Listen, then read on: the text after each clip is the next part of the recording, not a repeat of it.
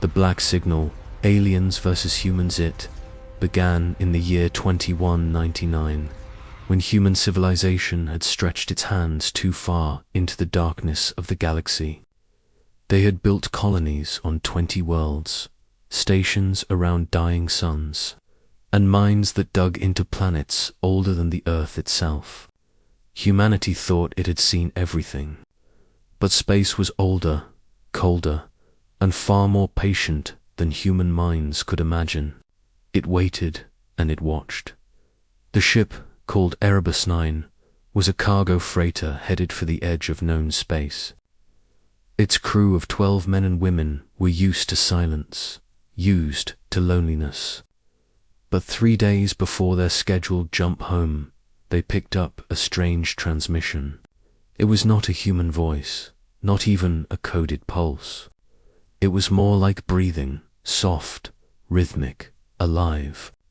The signal came from a planet that was not on any chart, a dark world orbiting a dying red star. Captain Morgan should have ignored it, but curiosity is the oldest weakness of mankind, and so they changed course. When the ship entered orbit, the scanners showed no cities, no oceans, no signs of life, only black rock, and a single metallic structure half buried in dust. They landed. The air outside was heavy and cold, filled with fine particles that glittered like ash. No wind, no birds, just silence that pressed against the skin. Dr. Lena Voss, the ship's science officer, led the first team out. She said the building looked like a temple, carved from one single piece of metal, smooth as glass and darker than night inside. The walls were covered in strange carvings that seemed to move when the light hit them, lines that looked like veins, pulsing faintly with light that came from nowhere. At the center of the chamber was a tall pillar, split open at the top like a blooming flower. Inside it, something pulsed, a mass of black liquid, rising and falling like a heartbeat. The crew stared, hypnotized. Then the pillar spoke. It didn't use sound. It used thought. A voice inside their heads, whispering the same word again and again. Home, home, home, and then the light went out. Hours later, the ship's engineer woke up alone.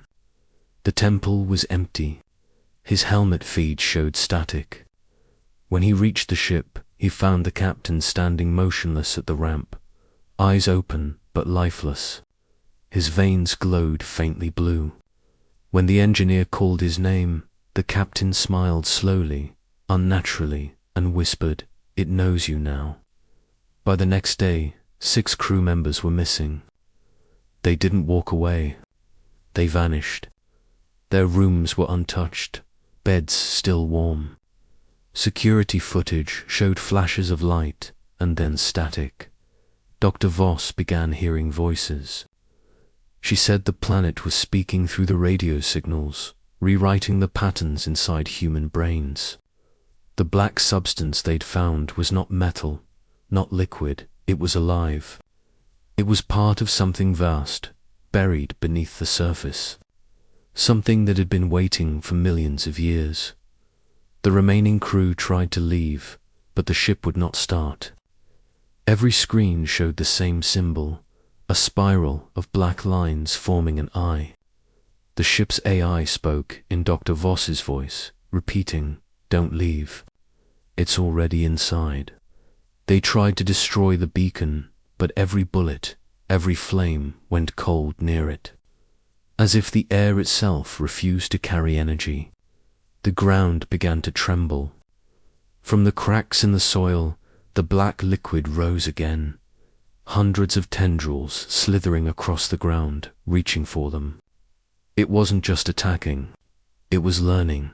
The engineer, Cole, took one of the smaller shuttles and forced it into the air.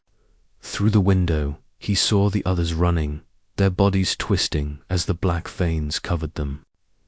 They did not scream.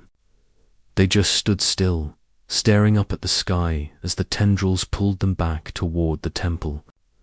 Cole escaped into orbit, breathing hard, his hands shaking. But when he looked at his reflection in the glass, he saw something move under his skin, a faint pulse of blue light crawling up his neck. He knew he was infected. He sent a distress message before he lost control. The transmission reached a nearby patrol fleet. They followed the signal, found the shuttle floating in space, and brought it aboard. Cole was alive, but unconscious. The med team said his pulse was slow, almost non-existent. When they opened his suit, black fluid leaked from his veins. It moved like it had a mind of its own, reaching for the doctors. Within minutes, the infection spread through the ship. The patrol vessel Argus IV never reported back. When the fleet found its wreckage 2 months later, it was drifting silently near the Kepler belt. No heat, no lights. But there were voices in the transmission logs, hundreds of them, whispering in unison, repeating the same phrase. "We are awake." From there, it spread faster than anyone could track. Space stations went dark. Colonies stopped transmitting. On Mars, entire cities lost power overnight, and people began disappearing. Surveillance drones recorded movement in the shadows, human shapes that walked wrong, too smooth, too quiet. Their eyes glowed faintly blue. Earth went into lockdown. They tried to burn the infected zones, tried to block the signal. But the black infection wasn't physical alone. It traveled through communication, through thoughts, through data. It used every human voice, every transmission, every dream. Those who heard it too long began to see shapes in mirrors, hear whispers in silence. Some tore their ears out to stop the sound. Others simply walked into the night and never came back. The governments called it a virus. The priests called it possession. The soldiers called it hell. But the truth was worse. It was something older than humanity, a consciousness that slept beneath dead worlds, waiting for a species loud enough to wake it. And humans, with their machines, their radios, their endless hunger for discovery, they were perfect. When the first mother ship appeared in Earth's orbit, no one saw it come. One moment the sky was clear, the next it was full of dark shapes like living shadows. The world watched in silence as they descended, not ships, but organisms, black and immense, their surfaces rippling like oil. When the military fired, the bullets melted mid-air. When the nukes launched, they never exploded. The air itself turned against mankind. Cities fell in hours. The infection took over people, machines, even animals. It didn't kill, it converted. You could see them walking through the ruins, glowing veins tracing down their faces, whispering softly, "Join us, join us." Those who resisted heard the voices in their dreams until they broke. Humanity's last stronghold was an underground base beneath the ruins of old Tokyo. A few thousand survivors lived there, hiding from the world above. Among them was a scientist named Dr. Rian Holt, who had studied the signal since it began. He said there was still a chance to fight back, to reverse the frequency and shut it out. But to do that, they needed someone to carry a device to the surface and plant it at the heart of the black hive that had grown in the city. Only one volunteered, a soldier named Kai Mercer. He had lost everything, his family, his friends, his home, and he was no longer afraid. With a pulse rifle and the frequency core strapped to his chest, he walked alone into the dead city. The streets were covered in black growth, buildings breathing like lungs.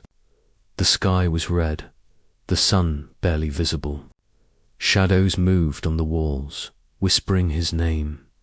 He reached the old tower where the hive pulsed the strongest.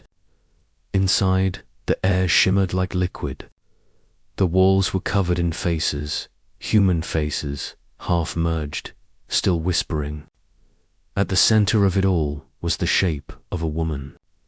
Her body was luminous, her skin black as glass, her eyes burning blue. When she spoke, the sound came from everywhere. "You came to destroy us," she said, "but we are you. Every thought, every dream, every hunger, you built the door. We only walked through it." Kai lifted the device. "Then I'll shut it." The ground shook. The woman reached out, touching his cheek. Her hand was cold and soft. "You can't kill evolution," she whispered. "Only become it." He pressed the button. The explosion of light was silent. A wave of pure white energy swept across the city, turning the black matter into dust.